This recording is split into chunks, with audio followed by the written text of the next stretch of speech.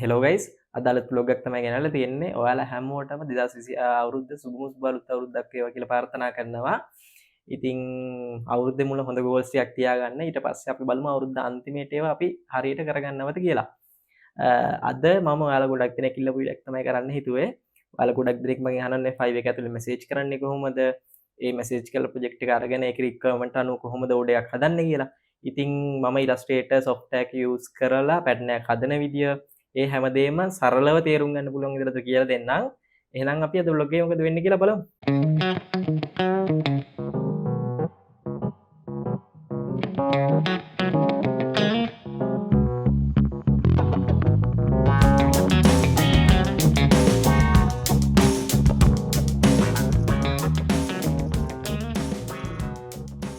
අපි මුලින්ම බලමු 5 එක ඇතුළේදී client කෙනෙක් එක හරියට message කරන්නේ කොහොමද කියලා. ඉතින් ඔයාලා දන්නවනේ 5 එකේ orders එන්න විදි කිහිපයක් තියෙනවා. මුලින්ම direct order එකක් එන්න පුළුවන්. එහෙම නැත්නම් මුලින්ම chat එකට message එකක් දාලා ඒක හරහා අපිට order එකක් ගන්න පුළුවන්.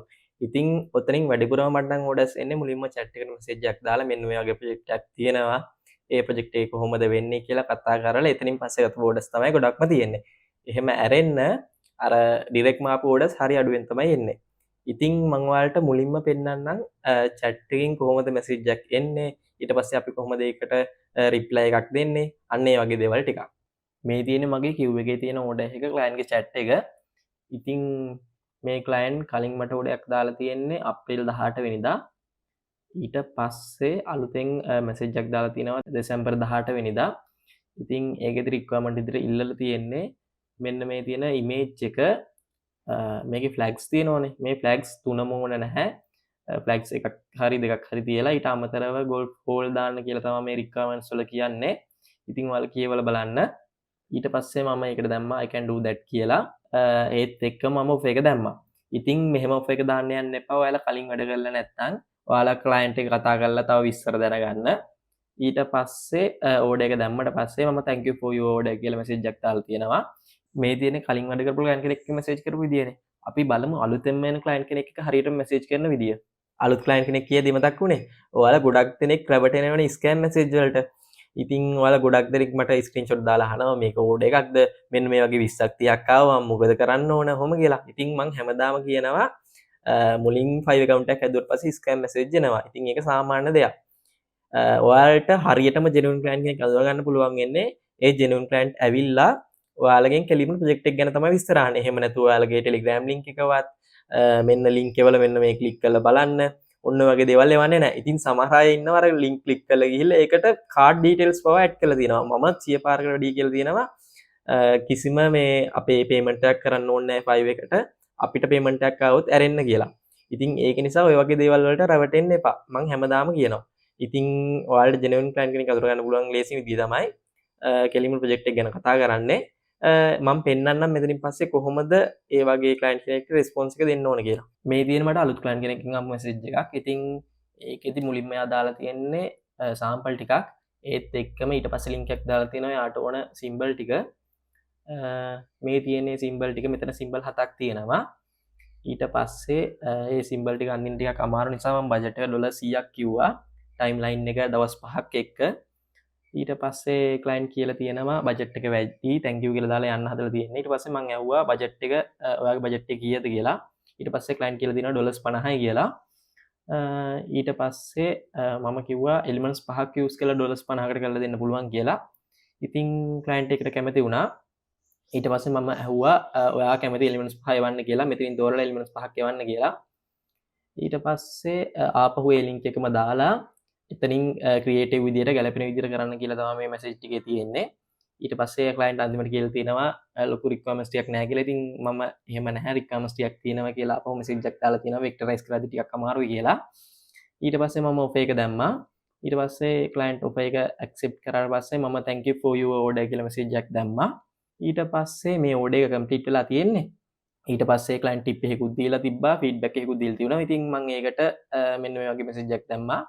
ඔය විදිහට තමයි අලුත් client කෙනෙක් එක්ක message කරන්නේ. මේ විදිහට message කරද්දි ටික net හිතෙන්න පුළුවන් English හොඳටම ඕන කියලා. ඇත්තටම එහෙම දෙයක් නැහැ. මමත් මේ chat GPT use කරනවා reply එහෙම හදාගන්න. ඒ කියන්නේ සාමාන්‍යයෙන් message එකක් කරගන්න පුළුවන් වුණාට මට දේවල් තේරෙනවා. ඒ වුණාට හරියට message එකක් හදාගන්න සමහර වෙලාවට බෑ. ඉතින් ඒ වගේ වෙලාවට chat GPT Google Translate නම් දැන් වැඩි යූස් වෙන්නේ නැහැ. ඉස්සර නම් යූස් කරා chat GPT එකට කියලා ලස්සනට මැසේජ් එක හදාගන්න පුළුවන්. ඉතින් ඔයාලත් ඒ විදිහට try කරලා බලන්න පුළුවන්. දැන් ඔයාලා දන්නවා client කෙනෙක් එක්ක සාමාන්‍ය විදිහට chat එකක් ගෙනියන්නේ කොහොමද කියලා. ඉතින් දෙවෙනි step එක විදිහට තියෙන්නේ ඔයාලට requirements ටිකක් දැන් තේරෙලානේ තියෙන්නේ. ඉතින් ඔයාලට කරන පාත් එක අනුව ඔයාලගේ ඩිසයින් එක හදාගන්න ඕන. දැන් අපි කතා කරන pattern design ගැනනේ. මම ඔයාලට කියන්නම් pattern design වලට ඕන වෙන software එක. ඉතින් ඒකට ඕන වෙන්නේ Adobe Illustrator. මේක paid software එකක්. සාමාන්‍යයෙන් ලොකු ගාණක් ගෙවන්න ඕන මාසෙකට. ඉතින් මේක ක්‍රම තුනක් තියෙනවා. ඔයාලට පුළුවන් genuinely buy කරන්න. ඒක සාමාන්‍යයෙන් ඒක තමයි ලොකුම බජට් එකක් යන විදිය. දෙවෙනිට තියෙනවා තව ඔයාලා දැකලා ඇති Facebook එකේ මාසෙට රුපියල් 2000යි Adobe collection එකම හම්බ වෙනවා හොම කියලා අර එක page වලින් හරි group වල වගේ share වෙනවා. ඉතින් ඒ වගේ package එකක් ගන්න පුළුවන්.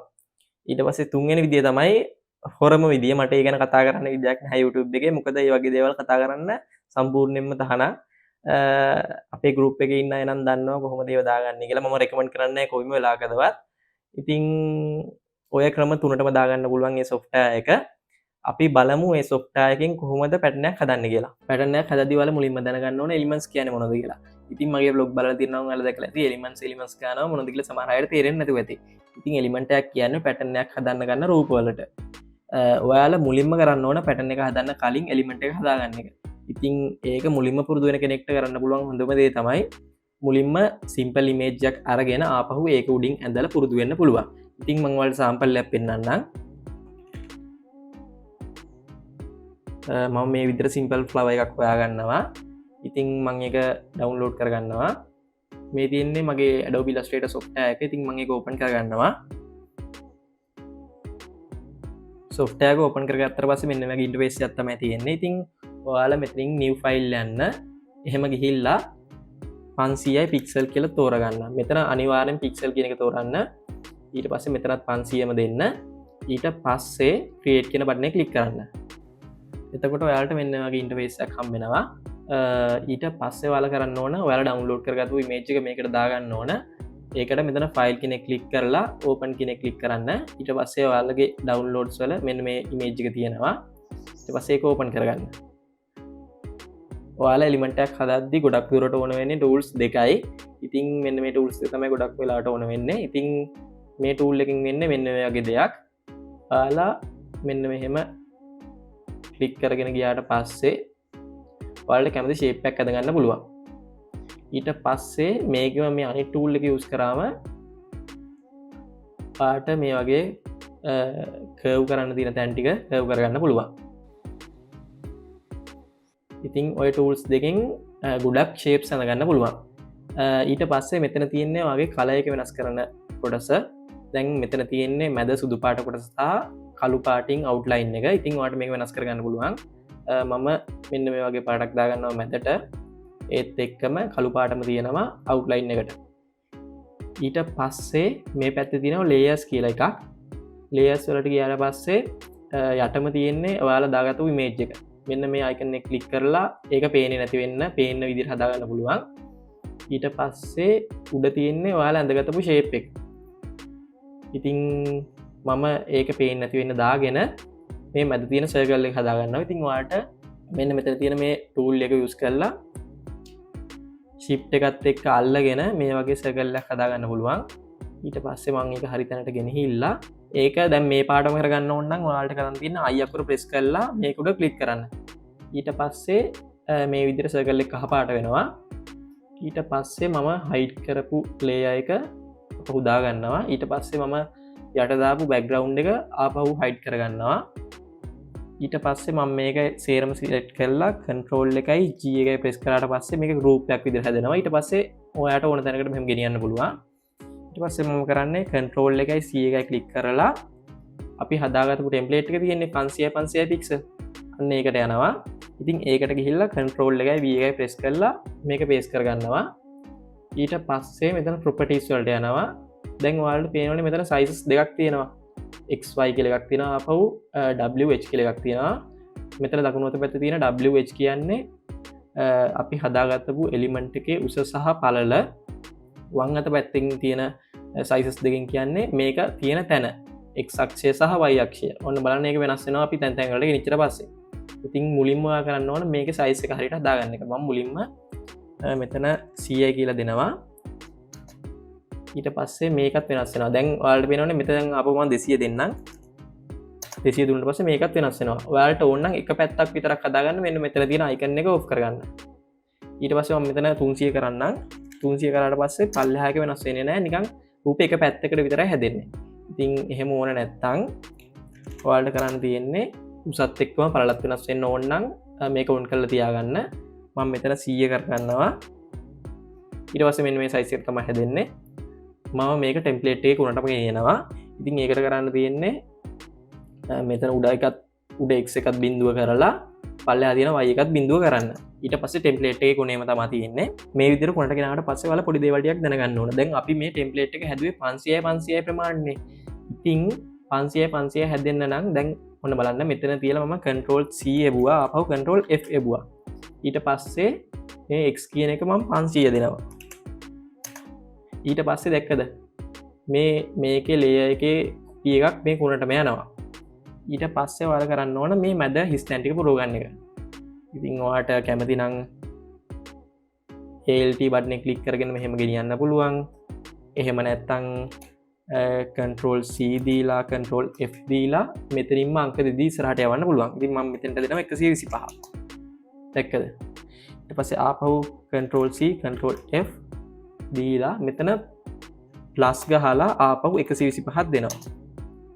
ඊට පස්සේ ආපහු control C control F ගහලා ප්ලස් ගහලා 125ක් දෙනවා. ඉතින් ඔන්න ඔය විදිහට අපිට එක පැත්තක් පුරව ගන්න පුළුවන්. ඊට පස්සේ ඔයාලා කරන්න ඕන මේ සෙට් එකම සිලෙක්ට් කරලා control C control F දීලා ආපහු පල්ලෙහාට මේ y එකට 125ක් දෙන එක. දැක්කද? දැන් ඊට පස්සේ ඔයාලට පේනවා නම් මේක පොඩ්ඩක් වම් පැත්තට යවුවොත් ලස්සනයි කියලා ඔයාලා කරන්න ඕන මෙතන x පැත්තට ඍණ 125න් භාගේ 62.5ක් දෙනවා. දැක්කද? ඔයාලට කැමති නම් මේ එළියෙම සම්පූර්ණයෙන් එළිය තියෙනව ඩිලීට් කරන්න පුළුවන්. ඊට පස්සේ මෙන්න මේ විදිහට තමයි පෙන්නන්නේ. ඊට පස්සේ ඔයාලට පුළුවන් මේ ඔක්කොම සිලෙක්ට් කරලා control C control F ඊට පස්සේ මේ y පැත්තට ආපහු දෙනවා. මේක දෙගුණේ දෙකක් තියෙන නිසා 250ක් දෙනවා. ඔන්න ඔය විදිහට තමයි පෙන්නන්නේ. ඊට පස්සේ ඔයාලට පුළුවන් පළවෙනි එක විතරක් සිලෙක්ට් කරලා control C control F දීලා 500 කොහොම දීලා මෙතෙන්ට ගන්න. ඉතින් මේක පොඩි මේ ගණිතය ඕන වෙන දෙයක් තියෙන්නේ. අර ඉස්සරහට බෙදෙන විදිය අපිට හිතාගෙන කරන්න පුළුවන් දේ. ඔයාලට මේක එකක් දෙයක් අඳීදි තේරෙනවා මොකද වෙන්නේ කියලා. ඒ කියන්නේ මෙතන තියෙන එකේ ඉඳන් මෙතන තියෙන එකට දුර 500යි. ආපහු මෙතන තියෙන එකේ ඉඳන් මෙතන තියෙන එකට දුර 500යි. ඊට අමතරව මේ දෙකක් අතර දුර 125යි. ඉතින් ඒක පැටර්න් එකෙන් පැටර්න් එකට වෙනස් වෙනවා. ඔයාලා පැටර්න් දෙක තුනක් හදලා බලන්න. එතකොට මොකද්ද වෙන්නේ කියලා තේරෙනවා. ඊට පස්සේ දැන් අපි මුළු ටෙම්ප්ලේට් එකම පුරවගෙන ඉවරයිනේ. ඊට පස්සේ කරන්න තියෙන්නේ layers වලට ගිහිල්ලා අලුතෙන් අපි layer එකක් හදා ගන්නවා මෙතන. ඊට පස්සේ මෙතන තියෙන rectangle tool එක select කරලා shift එක click කරගෙන මෙන්න මේ වගේ කොටුවක් ඇඳ ගන්නවා. ඊට පස්සේ ඔයාලා යන්න ඕන properties වලට ගිහිල්ලා මෙතන මේකේ size එකත් 500 කරගන්න. ඊට පස්සේ ඔටෝම උස සහ පළල 500ක් වෙනවා. ඊට පස්සේ ඔයාලා කරගන්න ඕන මේකේ මේ outline එක අයින් කරගන්න ඕන. ඊට පස්සේ ඔයාලට කරන්න තියෙන්නේ මේක හරියටම ඔයාලගේ pen template එක උඩට ගිහින් දාන එක. ඔය විදිහට කරගත්තට පස්සේ මේ දෙකම select කරලා ඒ කියන්නේ මේ ඔක්කොම multiply අපි අලුතෙන් දාගත්තු කොටුව ඔක්කොම select කරලා මෙතන window වලට ගිහිල්ලා මෙතන තියෙනවා pathfinder කියලා එකක්. අන්න ඒක click කරගන්න. ඊට පස්සේ මෙතන තියෙනවා crop කියලා එකක්. අන්න ඒක ක්ලික් කරගන්න. ඉතින් ඒක ක්ලික් කරාට පස්සේ වටේ crop වෙනවා. ඉතින් ඔයාලට පොඩි වෙනසක් පේනවද? අපි හදද්දි මේකේ outline එකේ කළු පාට වගේ line එකක් තිබුණනේ. දැන් ඒක නැති වෙලා. ඉතින් ඔයාලට ඒකට කරන්න පුළුවන් දේ තමයි ආපහු අපි back වෙමු control Z ගහලා ඊට පස්සේ මෙතන තියෙන අපි අලුතින් දාගත්තු layer එක චුට්ටක් මම hide කරගන්නවා. ඊට පස්සේ මේ මල් ටික ඔක්කොම select කරලා මෙතන තියෙන object කියලා එකක්. object වලට ගිහිල්ලා ආපහු path වලට යන්න. ඊට පස්සේ මෙතන outline stroke කියලා එකක් තියෙනවා. අන්න ඒක click කරන්න. ඒක click කරාට පස්සේ ආපහු ඔයාලා layer එක පේන විදිහට හදාගන්න. ඊට පස්සේ මේ දෙකම select කරලා ඔයාලගේ Pathfinder එකේ මෙතන crop කියලා තියෙන එක ක්ලික් කරන්න. ඊට පස්සේ බැලුවොත් ඔයාලට පේනවා එහෙම මුකුත් ප්‍රශ්නයක් නැහැ. අපි හදපු එලිමන්ට් එක ඒ විදිහටම තියෙනවා. ඊට පස්සේ ඔයාලගේ මේ ටෙම්ප්ලේට් එක පැත්තකට වගේ ගෙනහිල්ලා මේකේ සයිස් එක කැමති වෙනවට හදාගන්න පුළුවන්. දැන් මෙතන 500ම පොඩි කරන්න සාමාන්‍යයෙන් 200කට වගේ 200කට වගේ පොඩි කරාට පස්සේ ඔන්න ඔය විදිහට පෙන්නන්නේ. ඊට පස්සේ ඔහොම තියලා ඊට පස්සේ මෙතන ඔබ්ජෙක්ට් වල පැටර්න් කියලා එකක් තියෙනවා. පැටර්න් වල ආපු මේක් කියලා එකක් තියෙනවා.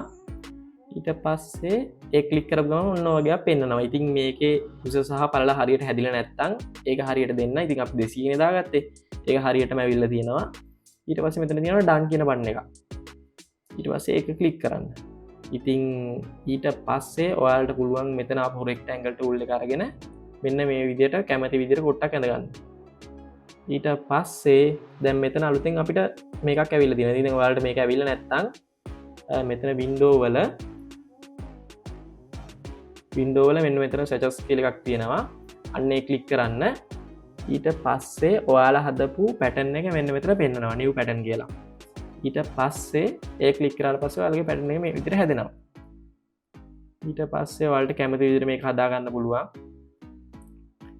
ඉතින් ඔයාලට මේකට යටින් background එකක් මොකක් හරි color background එකක් දාන්න ඕන නම් මෙතන layers වලට ගිහිල්ලා අලුත් layer එකක් අරගෙන ඒක පල්ලෙහාටම අරන් එන්න. ඊට පස්සේ ඒ layer එක ඇතුලේ ඔයාලා මොකක් හරි background එකක් rectangle tool එකෙන් ඇඳ ගන්න. ඊට පස්සේ ඔයාලට කැමති පාටක් මෙතෙන්ට දාගන්න පුළුවන්. රතු පාට නැතුව අපි මොකක් හරි වෙන පාටක් දාගමු. කහ පාට වගේ. ඔන්න වගේ background එකක් දාගන්න පුළුවන්. ඊට පස්සේ ඔයාලගේ pattern එක මෙන්න මේ විදිහට තමයි තියෙන්නේ. ඉතින් මේ කියලා දුන්නේ කිසිම දෙයක් දන්නේ නැති කෙනෙක්ට නිකන් අදහසක් ගන්න. ඉතින් මේ විදිහට ඔයාලට කැමති එලිමන්ට් එකක් හදලා pattern එකක් හදාගන්න පුළුවන්. දැන් ඔයාලට පොඩි අදහසක් තියෙනවනේ pattern එකක් හදන්නේ කොහොමද කියලා. ඉතින් මම කියලා දුන්න විදිහට මුලින්ම සිම්පල් එලිමන්ට් අදින්න පටන් ගන්නවා. එහෙම ඔයාලට අඳිද්දි තේරෙනවා මේ ටිකක් කම්ප්ලිකේටඩ් එලිමන්ට් එකක් පවා අඳින්න පුළුවන් ටික දවසක් ගියාට පස්සේ කියලා. ඒ කියන්නේ අපි ඇඳලා පුරුදු වෙන එකෙන්ම තමයි අපේ ස්කිල් එක හැදෙන්නේ. ඉතින් මේ විදිහට එලිමන්ට් ඇඳලා ඊට පස්සේ පැටර්න් එක හදන්න ගන්න. මම දැක්කේ කමෙන්ට් එකකුත් දාලා තිබුණා ස්කිල් එක කවදාවත් කියලා දෙන්නේ නැහැ. මේ ඕඩර්ස් එන දේවල් විතරක් පෙන්න ඉන්නවා කියලා. ඉතින් ඇත්තටම ස්කිල් එකක් කියන දේ අපිට අර අතින් අල්ලලා පුරුදු කරවන්න පුළුවන් දෙයක් නෙවෙයි. මම මේ කලිනුත් කියලා තියෙනවා. ඉතින් ඔයාලා මං කිව්ව විදිහට මුලින්ම සිම්පල් එකකින් පටන් අරගෙන ඊට පස්සේ එතනින් දිගින් දිගට අදගෙන යන්න. මම මුලින්ම පෙන්නුවාට රික්වයර්මන්ට්ස් ටිකක් අන්නේ ඕඩර් එක හැදිලා තියෙන වෙන මේ විදිහට. ඉතින් ඒකේ මම ඔයාලට මම හදාගත්තු ටෙම්ප්ලේට් එක පෙන්නන්නම්. මේ තියෙන මම හදාගත්තු ටෙම්ප්ලේට් එක. ඉතින් අර මම ඔයාලට පෙන්නපු විදිහටම දෙපැත්ත සමාන වෙන තමයි මේ ටෙම්ප්ලේට් එක හදලා තියෙන්නේ. මම මේ වගේ එකකින් අර සාම්පල් එක පෙන්නුවේ නැත්තේ මේක ටිකක් කම්ප්ලිකේටඩ්. ඒ කියන්නේ අර පෙන්නපු එකට වඩා කම්ප්ලිකේටඩ් නිසා ඔයාලට තේරුම් ගන්න අමාරුයි. ඒ නිසා තමයි මම අර වගේ සිම්පල් එකක් පෙන්නුවේ. ඉතින් ඔයාලා මේ වගේම ඇඳලා පුරුදු වෙලා මේ වගේ දේවල් අඳින්න පුළුවන්. ඉතින් මේක ලොකු අමාරුවක් නැහැ. ටික දවසක් පුරුදු වුණොත් මේ වගේක් අඳ ගන්න පුළුවන්. ඉතින් ඒකේ රික්වයර්මන්ට් ටික අනුව අර ගෝල්ෆ් හෝල් වගේ යූස් කරලා ඒ පැන් එක ඒ විදිහට තියෙනවා. ඉතින් ඒකම කලර් එක වෙනසක් තමයි දෙවෙනියට ඉල්ලලා තිබ්බේ. ඉතින් ඔන්න ඔය විදිහ තමයි ඩිසයින් එක හැදුනේ. මම මේ ඩිසයින්ස් ටික ඩිලිවර් කරගත්තා. ඉතින් ඔයාලා ඩිලිවර් කරද්දී ෆයිල් එකේ ඩිලිවර් now කියන බටන් එකෙන් ගිහිල්ලා ඩිලිවර් කරන්නත් පුළුවන්. එහෙම නැත්නම් Google Drive එකට ඔයාලගේ ඩිසයින්ස් ටික අප්ලෝඩ් කරලා ඒකේ link එක client එකට ඩිලිවර් කරන්නත් පුළුවන්. ඔය දෙවිදියෙන් මොන විදිහට ඩිලිවර් කරත් කිසිම ප්‍රශ්නයක් නැහැ. ඉතින් මම නම් Google Drive එකට අප්ලෝඩ් කරලා තමයි ඩිලිවර් කරන්නේ. ඊට පස්සේ මට තව ප්‍රොජෙක්ට් දෙක තුනක් තියෙනවා කරන්න. ඒකත් මෙතනින් පස්සේ කරන්න ඕන.